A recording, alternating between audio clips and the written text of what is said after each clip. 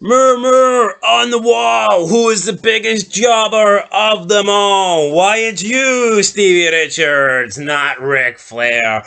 Woo! Welcome back, guys, to Fog Wrestling, and Stevie Richards on the Stevie Richards Show is talking about how Ric Flair was once mean to him. And you know what? I'm going to be mean to Stevie Richards right here, right now. I like the guy, but I think just having it be called the Stevie Richards Show is a shite name. Now, well, I'll be honest, Stone Cold once called his podcast the Steve Austin Show, but I think when you're Steve Austin, you get away with that.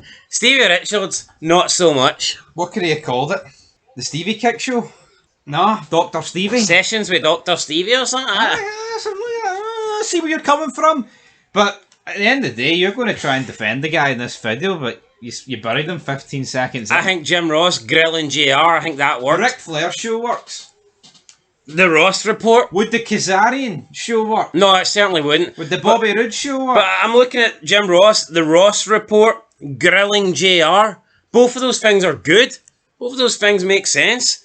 Anyway, Stevie Richards show. Put it on the grill. Who cares about what he called his show? The reason is, what was he saying on his show? And he was talking about Ric Flair, the disrespect that Ric Flair once had for him in TNA. He says that Ric Flair could wake up one day and act like he's your best friend. He could wake up another day and act like he fucking hated you. And you know what? I can accept that. I think that's kind of right.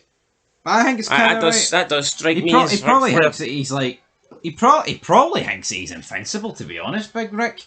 Yeah, anyway, this is what Stevie Richards, this is what he said about Ric Flair. This is how he described him. Dr. Stevie said, quote, Ric Flair is someone we've talked about a lot off air, but I don't think we've really ever spoken about him on air. As far as in the ring, I would wrestle Ric Flair every day of the week. Outside the ring, though, I probably wouldn't want anything to do with him. It really depends on which Ric Flair you're getting. Rick can be an A or a D. There's no middle ground with him. I've been around him when he treated me like we were best friends, like we were in the A category. Then I've been around him when he's made me feel completely small.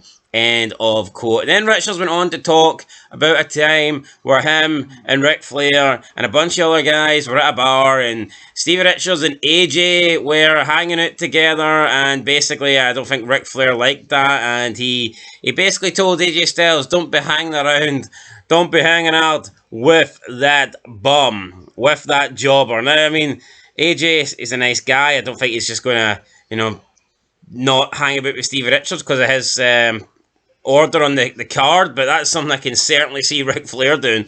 I mean, if you got to the opening match status, Ric Flair probably wouldn't want to know you. But know what I get though, right? Ric Flair's burying Richards, and Richards in the wrestling world is a bit of a jobber, right? I don't think anyone's going to hide away from that. Look at your daughter married, mate. Andrade's a jobber. What about Conrad Thompson? He's just a fat jobber. Does Ric Flair share the same sort of... Ric Flair's a weirdo, man. X-Pac says he's throwing shots over his shoulder. You can imagine it. Trying to keep up with people, man. The wall behind him just reeking a bloody Jack D. So here's what happened. This is what Richards said. He said, quote, there was this one time in the Doubletree Hotel. I hate telling this story, but it's something people bring up anyway. So AJ Styles and I had just come back from eating, and we were about to head up to our rooms. Rick was at the bar with Dixie Carter and the whole group, including Kazarian and Bobby Roode. As we're walking by, Rick yells out, hey AJ, ditch that jobber, come hang out with the big stars. He said it more than once, loud enough for everyone in the bar to hear. AJ looked at me, clearly uncomfortable, but Rick kept going, calling me a loser and saying, we're the stars, not him. Woo! The whole bar, including Dixie, laughed. No one stopped him. I felt so humiliated and angry, like the smallest person in the room. I'm not a tough guy, but in that moment I wanted to knock out Ric Flair. AJ tried to calm me down, saying, don't worry about it, he's just drunk. But the damage was done. I've never felt so disrespected. I've been through a lot in this business. End of quote. Next day, Flair then acted as if nothing happened. According to Richards, he greeted Richards and didn't even bring up anything that happened there. And Richards says after that, though, he regretted not standing up for himself.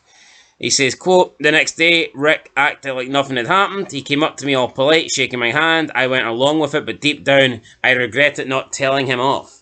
End of quote. And then Richards went on to say how he used that experience as motivation during their cage match at Bound for Glory. In the match, now I don't... Wait, hold on, these two in a cage match at Bound for Glory? Richards said he used it, yeah, so in the match he mocked Flair's famous strut to annoy him. While Richards respects Flair's wrestling legacy, he pointed out that Flair had a reputation for disrespecting others and burning bridges, even with people like Triple H, Shawn Michaels and Tony Khan. So Richards thought he'd give Flair a taste of his own medicine. Richards said, quote, "Later when we had our cage match at Bound for Glory in Daytona Beach, I made sure to get some payback in on my own way. During the match, I mimicked Ric's strut right in Kazarian's face, and Ric was legitimately pissed off. It felt good to turn the tables, even if just a little. The thing with Ric is, he's burned bridges with almost everyone. Triple H, Shawn Michaels, Tony Khan, you name it. If things don't go his way, he cuts people down and acts like it's no big deal. That's just who he is." End of quote. So, I mean, there you go, Stevie Richards telling us Ric Flair stories. Doesn't seem like he's the biggest fan of Ric Flair. Honestly, though, none of the stuff that Stevie Richards is saying really surprises me. I would assume that everything Stevie Richards has said here is 100% the truth. Because it just seems like the kind of... The thing he's describing just seems like it fits Ric Flair down to the T. It is Ric Flair down to a T, but you know what? I like Richards, but it sounds like he's bottled it. He's admitted that he kind of bottled it, but when Ric Flair talked to him the next day, you give him a piece of your mind. You know, but see, this is Ric Flair like, what, 14, 15 years ago? That puts him at like, what, age like 60? In that ballpark? Around that? I mean, maybe some people just look at a 60-year-old man and think, you know, I don't really want to confront him because I think it's a bit pathetic if I beat him up. And maybe it would lead to... I mean, would Stevie Richards beat up Ric Flair? I think he would. Quite easily, to be honest. I'd like to think he would, aye. I mean, I'd give Stevie Richards a nod. But yeah, I mean...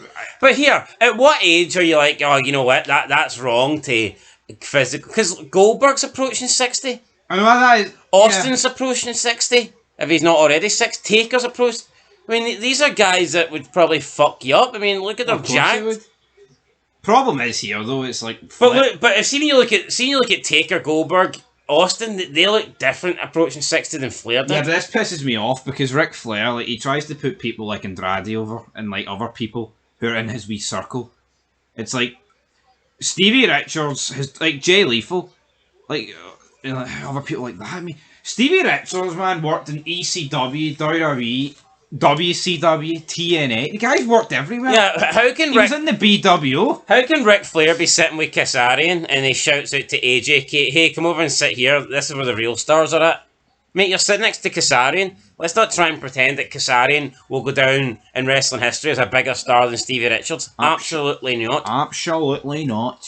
Anyway, I like Ric Flair. I like to laugh at the guy. He's funny. He was a good wrestler, good promo. No doubt about it. But, I don't think you'd be his friend. He does come across as a fucking arsehole. No, I agree. No, he is an arsehole.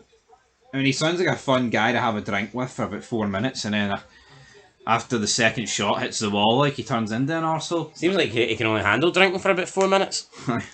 Anyway, that's it, guys. We can do videos longer than that. So, yeah, leave a like, leave a comment. We'll catch you in the next one. Subscribe if you haven't already. And until then, peace.